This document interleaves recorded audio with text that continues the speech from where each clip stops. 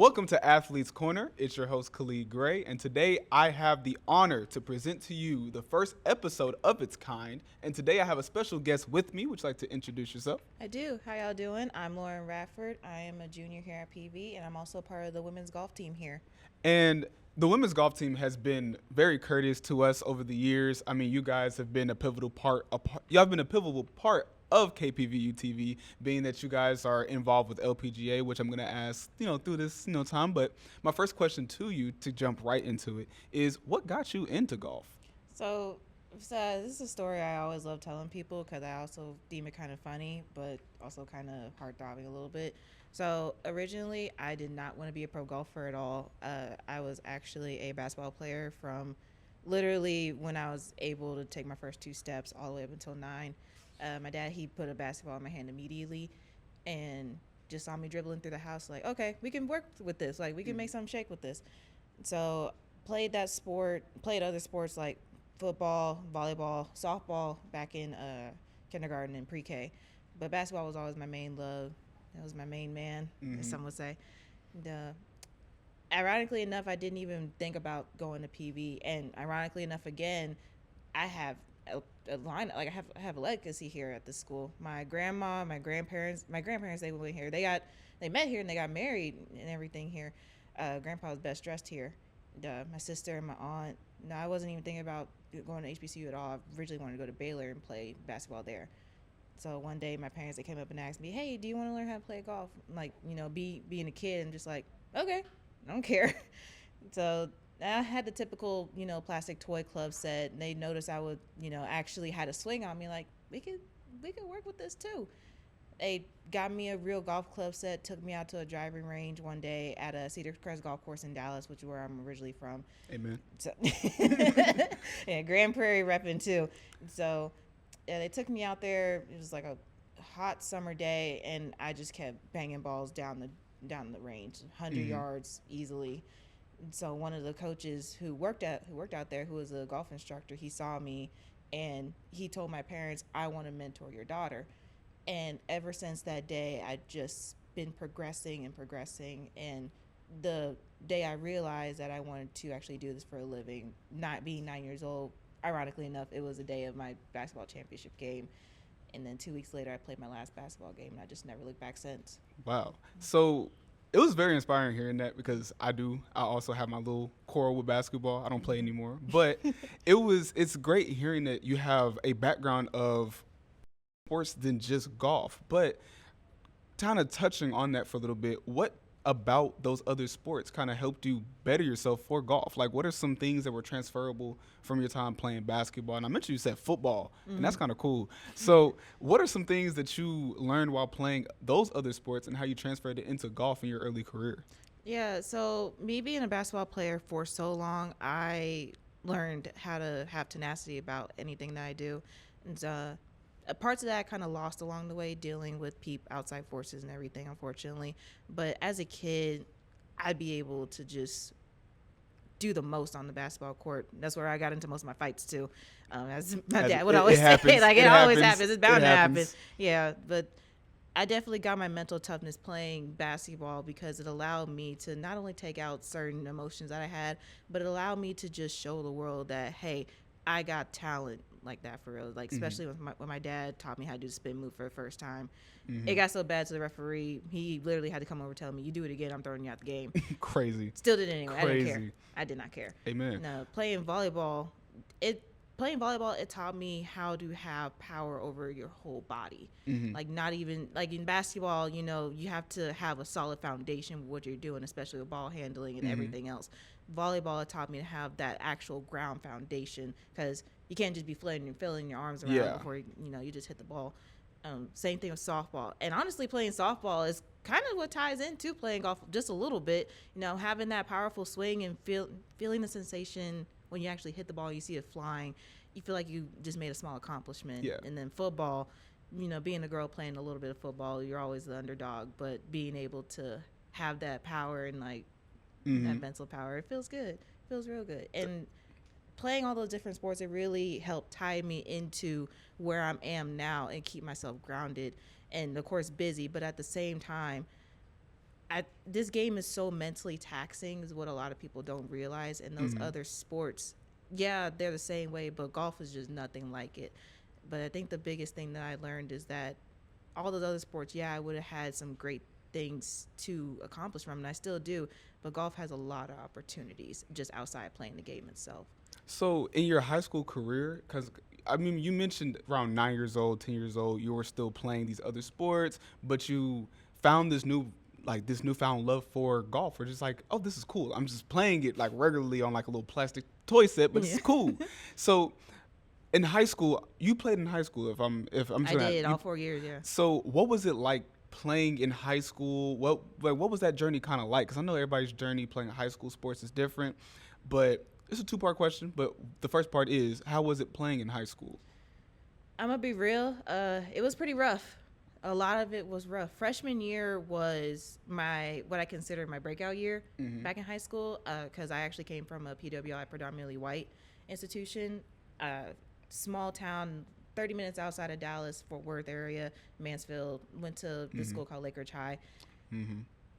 More on that later. But freshman year was really my breakout year. I actually ended up getting my letter jacket that year for solely just actually winning the district tournament, going on to regionals as an individual. That was a huge moment. And then sophomore year came through, and that's when I started feeling as though that it was an underlying issue that the coach had with me and one of the players as well. And so I felt as though that maybe it just felt like something wasn't clicking just yet. And then, of course, COVID came through and everything kind of just got into the shamble, and family matters also got into the mix. So my season was cut short sophomore year, but the harassment didn't stop. And it got so bad to the point where I almost quit the game altogether come my junior year.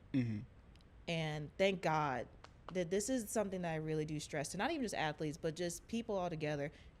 The biggest thing that you need to have in life altogether is a good support system. And I thank God every day that I have both my parents, especially my family, and my belief system in the Lord as well, is what got me through my junior year. Because junior year high school was the hardest year because my grandma had passed on during that time, and then on top of everything else going on in the world, it just felt like everything was crashing down on me. And so every time I had walked out onto the course, it felt like, minus the golf bag, of course, the weight of the world was on my shoulders.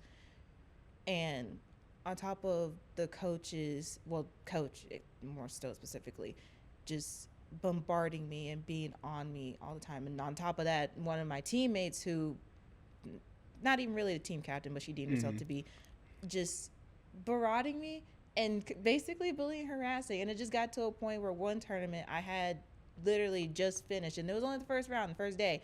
I shot, I believe it was a 77, and she was so happy to shoot 83. She just ran over and said, like, so what'd you shoot? I'm like, 77. I didn't even tell her the score. I just turned around and told her, what'd you shoot? Because you always do that to just nitpick. And she got so fed up that she just started chewing me out. Mind you, it's a crowd full of people around us. Like, you got people who are still on the putting green trying to finish out their putts. I had just finished out my round, signed my card and everything. And here she comes, just ready to berate me. And I'm like, oh, hell no, I'm not ready for this. I'm tired. I didn't play my butt off today. Like, okay, you're going to get this verbal butt whipping today. And so I got in her for that, and it got to a point where everybody just stopped and looked. But in that moment is when I realized, like, it's moments like this that you have to have, because if you don't stick up for yourself, then nobody else will. Yeah. And it felt good. And I mean, we didn't win the tournament, of course, but I didn't care. Like, I felt like I won inside for myself, both on the course and against, oppressors in a certain kind of way.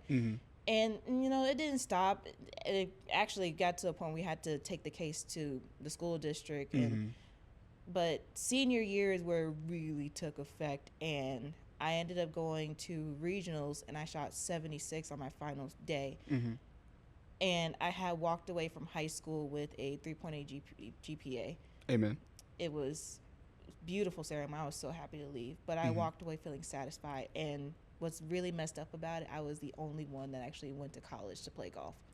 None of them else did. Well, I feel like, first off, that was an amazing Amazing story. It was a lot of things that I want to talk about in it. It's just the fact that the mental tenacity that you have, the perseverance, and the resilience that you showcase throughout your whole high school career is just commendable. So for a second, that's just commendable on that one. I appreciate that. Thank you. But also just to understand that you're able to play through everything that was going on, it just it's inspiring to say the least. And I feel like a lot of people that hear your story, specifically women in golf, that don't understand how hard it can be, because when people think of it, they think of the PGA and not necessarily the LPGA. Exactly, yeah. It's like, so it's a lot of things that you're doing specifically for the game of golf, and African American women playing it in as well, because I know that that's also a very big discrepancy. Yeah, like as of right now, I don't even think there's a single black woman on the tour, because when I was in middle school, it was only, I think, 8.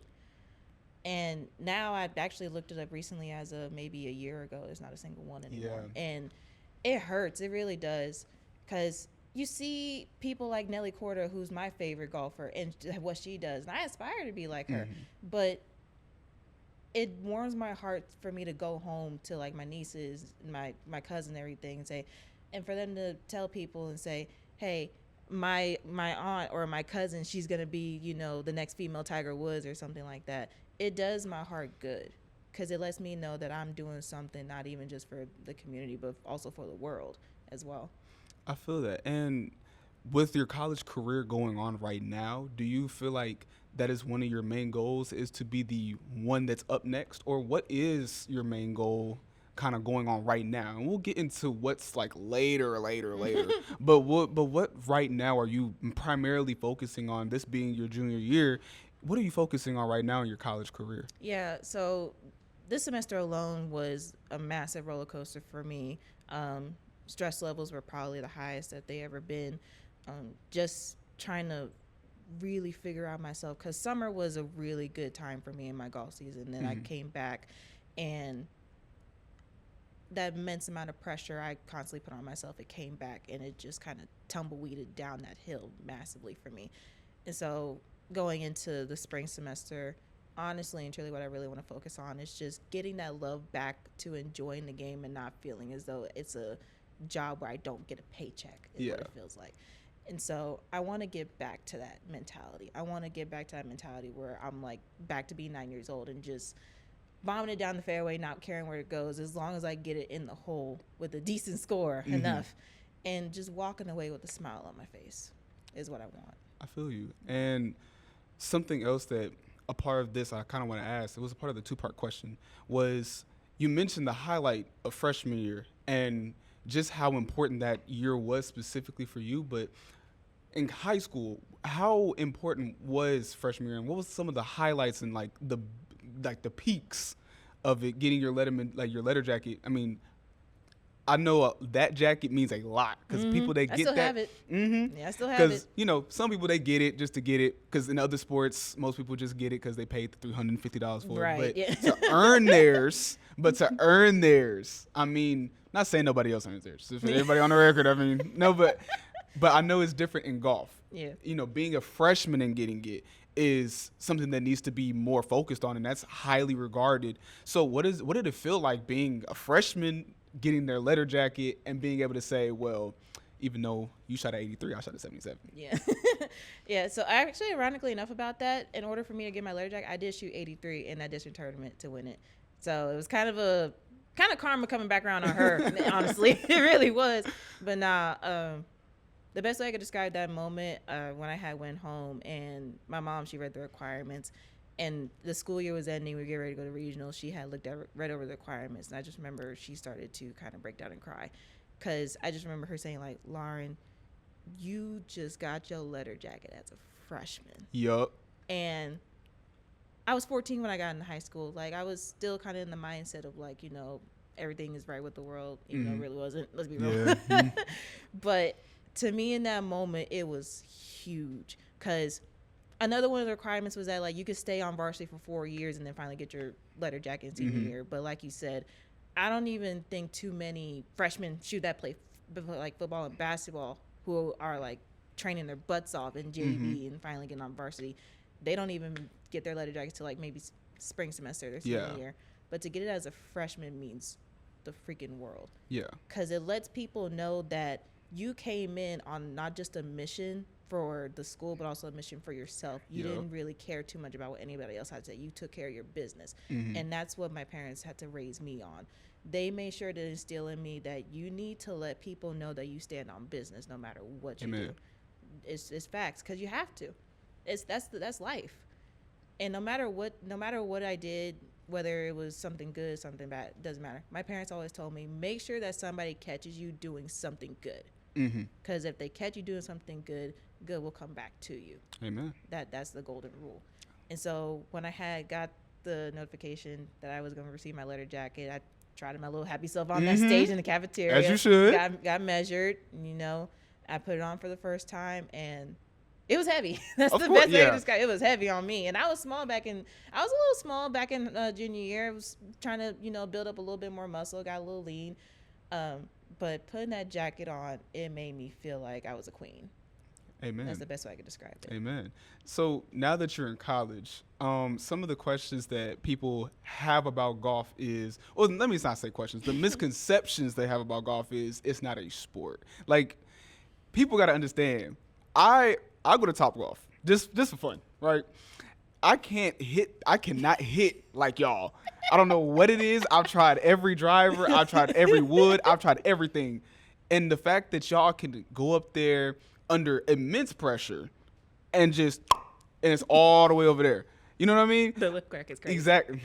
But what goes into just hitting the ball simply, like the technique part of it? Like, what's something that people need to understand about the misconceptions about golf that you can easily break down right now?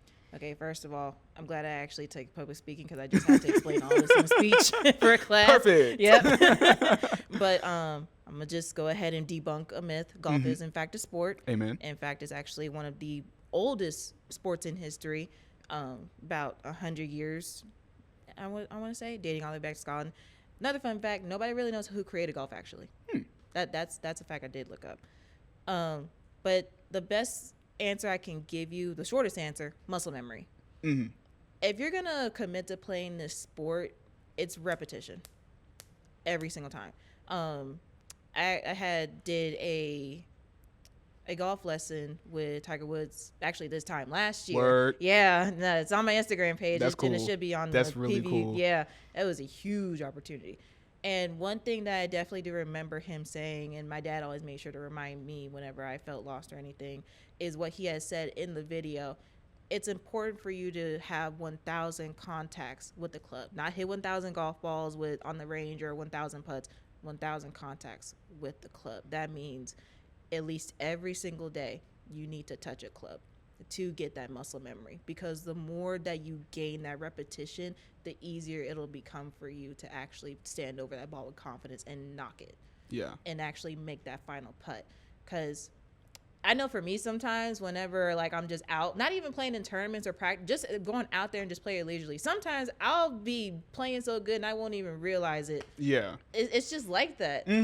But that comes with, like I said, repetition. Like I'll stand over a ball sometimes, and my mind, right before I hit it, I'm in like the mid of my backswing, and my mind will go to like, what kind of movie do I want to watch tonight? Yeah. It's like that. It is. But it also comes with having confidence. Of course. You got to have confidence in yourself and what you do in your game. Like if I was to go walk out to play, say, I'm going to give you an example. Victor Hovland. It's another PGA Tour player. If I was to go out and play with him, and we're just walking and talking, and we're playing, and we're just chopping it up, I stand over and I start to hear him maybe talk to somebody else. I'm so zoned in to the point where like I just bomb it, hit it on the green, didn't even realize it. That's how it is. And you have to walk with your head held high in that moment, because you're surrounded by so many other people. And as diverse as golf is, yes, it's still a predominantly like white sport. And with me being a black person, yeah, you have to have that confidence in you as you're walking onto the green into the clubhouse. And if somebody asks you, like, are you on the golf team? I answer expeditiously, like, yes. I am. Have the bag and everything. As you should. That's how it has to be. And you mentioned the Tiger Woods story. I mean, what's the important, like, to you, how important was that meeting somebody that's that predominant in his sport?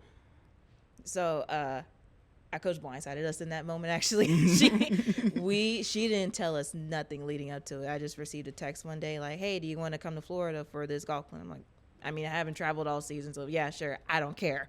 And it's a free trip to Florida. Hey, we love free trips. It was November in Texas. It got cold at this point. I'm like, yes, please give me.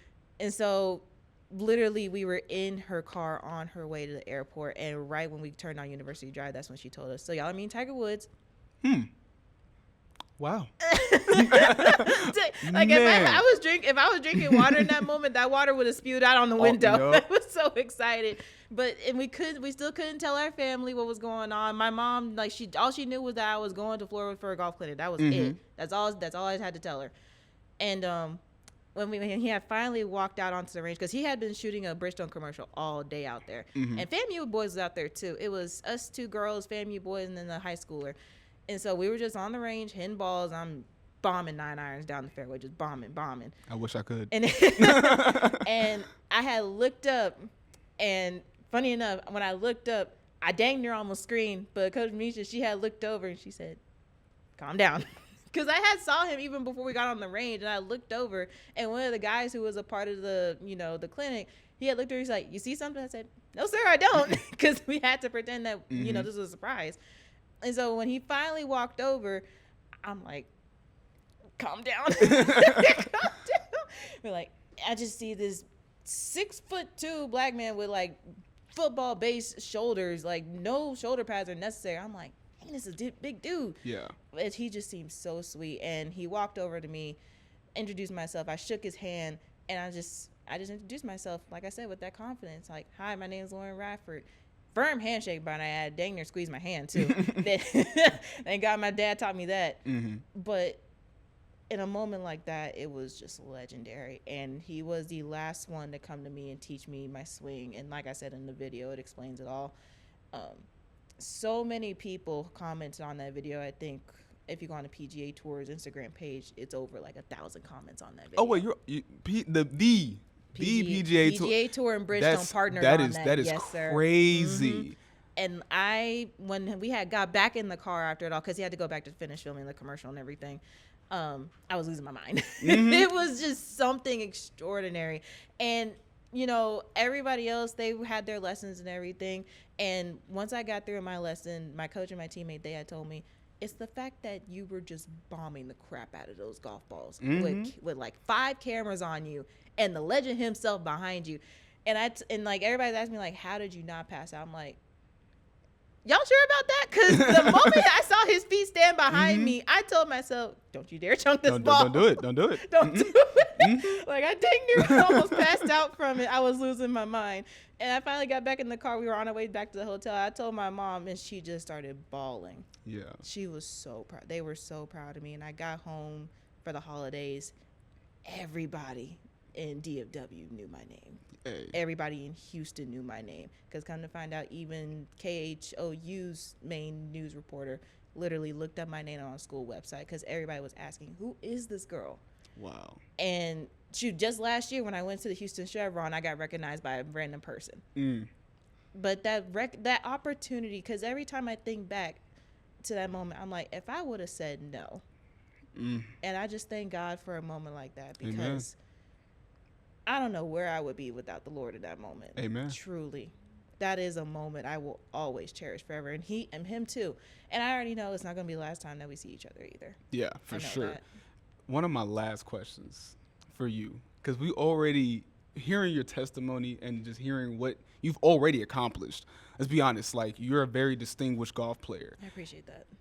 What is next for Lawryn Radford as she continues her college career? And will she be seeing the LPGA Tour scene once she graduates? Not will she. She will. In Amen. fact, that's putting that into existence. But first, I got to make it through school. Of course. And not faceplant on the desk midways doing homework and stuff.